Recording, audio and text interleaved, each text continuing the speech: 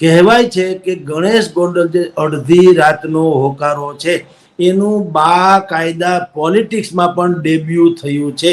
સિંહ બે ડગલા પાછળ હટે તો એ પીછેહટ નથી, મોટી છલાંગ મારશે. ગોંડલ આખા પંથકની બજારો બંધ રહી, ગોંડલ તાલુકાના તમામ માર્કેટિંગ યાર્ડો બંધ રહ્યા. હવે ગોંડલ ગણેશ એ સ્વયં પાછા એક વ્યક્તિત્વ બની ચૂક્યા છે કે એના બધા જોંગા બોંગા ગાડીમાં નીકળે ને એના બધા બાઉન્સરો હોય ને એની પાસે હથિયારો હોય ને આ રાજા ભૈયાની જેમ હાલ્યા આવે ને ગમે એની જમીન હડપ કરી જાય, ગમે એના મકાન પડે. એવું નથી ભાઈ સાહેબ. માઇલસ્ટોન સાબિત થશે, યુ ટર્ન સાબિત થશે અથવા તો મુખ્ય ઘટના સાબિત થશે. છેલ્લા ઘણા સમયથી જેની ચર્ચા હતી એ ગણેશ ગોંડલને આખરે 120 દિવસ બાદ જામીન મળી ગયા છે અને ગોંડલમાં હાલ નવરાત્રીમાં પણ દિવાળી જેવો માહોલ હોય તે જોવા મળી રહ્યો છે. ત્યારે ચર્ચા માટે આપણી સાથે જોડાયા છે વરિષ્ઠ પત્રકાર જગદીશ મહેતા સર. સર, ખૂબ ખૂબ સ્વાગત છે આપનું વાત ગુજરાતી. નમસ્કાર બેટા, બોલો બોલો. સર, 120 દિવસ બાદ ગણેશ ગોંડલને છે તે જામીન મળી ગયા છે, શું કહેશો સૌપ્રથમ? જુઓ, જામીન મળવા ને ન મળવા કે એ તો બધી કાનૂની પ્રક્રિયા છે, પણ હવે ગણેશ ગોંડલનું જે રીતે 120 દિવસ પહેલા અપરાધીકરણમાં અને જેલમાં બેમાં જે ડેબ્યુ થયું હતું, ક્રિકેટની ભાષામાં ડેબ્યુ એટલે પ્રવેશ, સત્તાવાર રીતે. કારણ કે આ પૂર્વે ક્યારેય ગણેશ ગોંડલ ઉપર FIR નોંધાણી નહોતી, ક્યારેય તેઓ જેલમાં જવું પડ્યું નહોતું. એ વિધાનસભાની ટિકિટના દાવેદાર હતા, સામાજિક કાર્યકર કરે છે, ચારે બાજુ એ બધા લોકોને હળે મળે છે. એક પોલિટિશિયન્સ, ભવિષ્યમાં ઉભરતો પોલિટિશિયન કેવો હોવો જોઈએ એના તમામ એનામાં એક ગુણ હતા. ધાક અને શાખ બેય હતી. પણ વચ્ચે જે ઇન્સિડન્ટ બની ગયો એને કારણે એને જેલમાં જવું પડ્યું. એટલે બે વાત તો નિર્મૂળ થઈ ગઈ. એક કે અપરાધીકરણમાં ડેબ્યુ થઈ ગયું, કારણ કે અત્યાર સુધી એની ઉપર કોઈ આવો દાગ લાગ્યો નહોતો. અને બીજું જે એક્સાઇટમેન્ટ હોય છે કે ભાઈ જેલમાં જવું એટલે શું, આ લોકોએ તો હમણાં 80માં જીવેલા છે, મહારાજાની જેમ જ એના ઉછેર થયો છે. તો એ લોકો હવે જેલમાં જઈ આવ્યા એટલે ટૂંકમાં જે બે સૌથી મોટી જેને કહેવાય આમ અવઢવ એ તો એને પાર કરી લીધી. હવે ભગવાન કરે ક્યારેય જવાનું ન થાય, પણ ન કરે નારાયણને કોઈ વાકાતરાહું થાય ને કદાચ જાય તો હવે એને એ સહજ લાગે, જેમ તમને ને મને ઓફિસમાં આવવાનું સહજ લાગે છે તેમ આપણને એવી. એટલે એક વાત ત્યાં પૂરી થઈ. સેંકડો ગાડીઓ છે, હજારો લોકો છે, ફટાકડા ફૂટે છે, મીઠાઈ વેચાણી છે, અબીલ ગુલાલ ઉડ્યા છે. તો આજથી ગણેશ ગોંડલનું, અગાઉ મેં તમને કીધું એમ, અપરાધીકરણ અને જેલ બેયનું ડેબ્યુ જેમ થયું હતું એમ આજથી એનું બાકાયદા પોલિટિક્સમાં પણ ડેબ્યુ થયું છે, બીજા નોરતેથી. અને એ ઘટના જે છે એ ગુજરાતની રાજનીતિમાં કમસે કમ જયરાસિંહ બાપુને લાગે વળગે ત્યાં સુધી માઇલસ્ટોન સાબિત થશે, યુ ટર્ન સાબિત થશે અથવા તો મુખ્ય ઘટના સાબિત થશે. શું કામ? હવે ગોંડલ ગણેશ એ સ્વયં પાછા એક વ્યક્તિત્વ બની ચૂક્યા છે. અત્યાર સુધી એની જે હતી એની ઉપર એની ફાધરની જે છત્રછાયા, ભાઈ જયરાજસિંહ બાપુના દીકરા, જયરાજસિંહ બાપુના દીકરા, જયરાજસિંહ બાપુના દીકરા, એ જે વાત હતી એ હવે આ જે ઘટનાક્રમ બન્યો એનાથી જયરાજસિંહ બાપુના દીકરા છે એ તો છે જ, પણ હવે ગોંડલ ગણેશ પણ એક પ્રકારે વ્યક્તિત્વ તરીકે ઉભરી આવ્યા. એને જ્યારે જેલમાં જવાનું થયું તો ગોંડલ આખા પંથકની બજારો બંધ રહી, ગોંડલ તાલુકાના તમામ માર્કેટિંગ યાર્ડો બંધ રહ્યા. અને એને જેલમાં હોવા છતાં ભારતીય જનતા પાર્ટીએ એને મેન્ડેટ આપ્યો અને તેઓ શ્રી ચૂંટાણા પણ ખરા, ડિરેક્ટર તરીકે ઊભા પણ ખરા, ચૂંટાણા વાઇસ ચેરમેન પણ બની ગયા.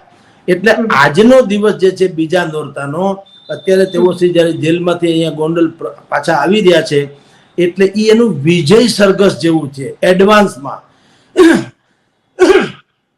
એટલે એ વિજય સરઘસ જે એનું છે એ આજથી એનામાં એક પરિપક્વ એવા એક પોલિટિશિયન થવાનો આજે એનો પ્રથમ દિવસ છે. એટલે હવે નાગરિક બેંકના વાઇસ ચેરમેન તરીકે પણ થોડું ઘણું કદાચ બોલે તો બોલે, કારણ કે આ લોકોના તો નીકળ્યા કામ જ બોલે છે. એને આપણી જેમ લાંબુ બોલવાની ટેવ નથી હોતી અને એવો બોલવા ટેવાયેલા નથી હોતા, પણ એ જે કાંઈ કરે એના માટે આપણે કલાકો સુધી બોલી શકીએ એવી એની કામગીરી છે. રાઈટ. એટલે આજે અહીંયા સભામાં જે કઈ થાય તે ભાષણ કુષણ કરશે બધા હેલો હાય વગેરેનું.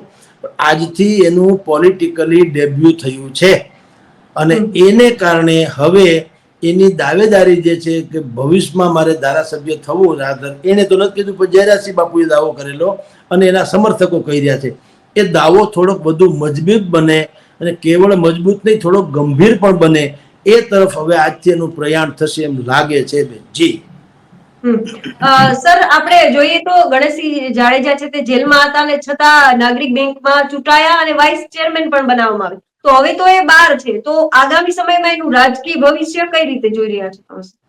બિલકુલ ઉજ્જવળ ભવિષ્ય જ હોય બેન, કારણ કે એની પાસે એના તો 10 આંગળા ઘીમાં છે, 2 હાથમાં લાડુ છે, એને ક્યાંય કોઈની દાઢીમાં હાથ નાખવો પડે એમ છે નહીં.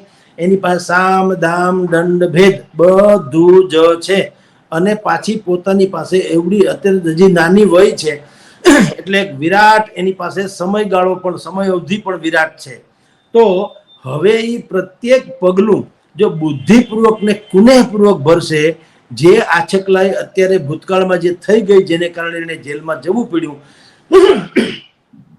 એવી કોઈ આછકલાઈમાં હવે બને ત્યાં સુધી ધારો કે ન પડે તો એની દાવેદારી ઓર વધી જશે. અમસ્તી પણ આપને કહું, ગણેશ ગોંડલને બીજા લોકો એટલે કે એના જે હરીફથી માંડીને આપણે મીડિયા કર્મીઓ એ જે રીતે મૂલવે છે, ધરાતલ હકીકત એવી નથી.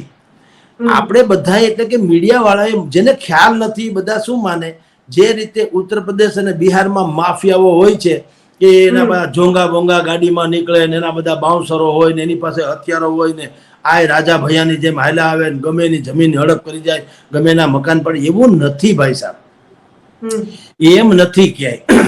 આ લોકો તો પોતપોતાના ઈસ જંગલ મેં એક હી શેર એવું માનનારી વ્યક્તિ છે. ગોંડલમાં ગણેશભાઈનો અને જયરાજસિંહ બાપુનો દબદબો, જયરાજસિંહ બાપુના પક્ષે થોડીક પ્લસ પોઈન્ટ એવો છે કે એ બિલકુલ કોલ્ડ બ્લડેડ વ્યક્તિત્વ છે.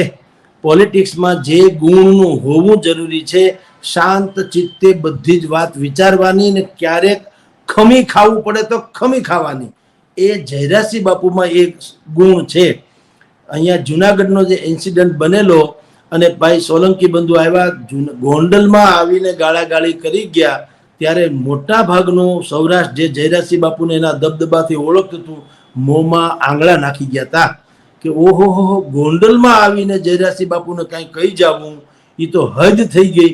પણ જે તે સમયે બાપુ ખામોશ રહ્યા એટલે બધાએ એવા લોકો આપણે સાંભળ્યું હતું ને અમુક લોકો ટીકાકારો કહેતા હતા કે બાપુને પણ માથાનો મળ્યો અને બાપુને હવે પીછે હટ થઈ ગયા અને બાપુએ 2 ડગલા પાછા હાટો પડ્યા. ત્યારે આપણે જે તે સમયે આપણે આ વાત ગુજરાતી નામની ચેનલથી માંડીને અનેકો ચેનલમાં જ્યાં પણ આપણને બોલાવ્યા હતા બધાને મેં એક વાત અચૂક કીધેલી કે ભાઈ તમે હજી ધરાતલ જ્ઞાન નથી તમારી પાસે જયરાજસિંહ બાપુની વિચારસરણીનું.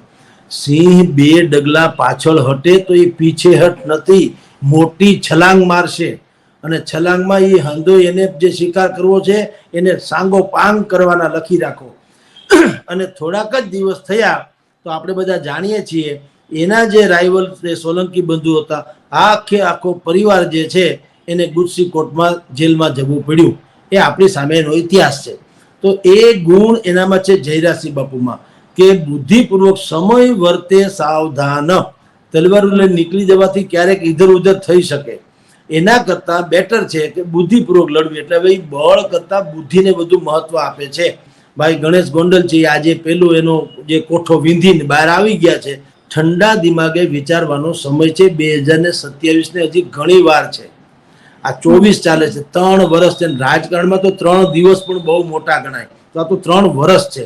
આ બધી ઘટનાક્રમ છે. આજથી એના શ્રી ગણેશ થાય તો વધુ સારું એવું લાગે છે. જી બેન. જી સર, અંતિમ પ્રશ્ન છે કે ગણેશજીના સમર્થનમાં આપણે જોયું એમ 84 ગામડાઓ છે તે બંધ પાડવામાં આવી અને આજે પણ મોટા પ્રમાણમાં એટલા જ પ્રમાણમાં ભીડ ઉમટી છે. તો આ ચાહનાને કઈ રીતે જોઈ રહ્યા છો? એની લોકપ્રિયતા તો ખેર પણ એની ઉપયોગિતા વધારે છે લોકપ્રિયતા કરતા. લોકપ્રિયતા તો અમસ્તુ તમે કોકની એવી દાદાગીરી હોય તો માણસો કહુલે પણ આવી જાય, પણ હવે એવું નથી. ગણેશભાઈ જ્યારથી જેલમાં ગયા હતા તો એને ચૂંટણીમાં ઊભા રાખવાનું કીધું હતું કોણે?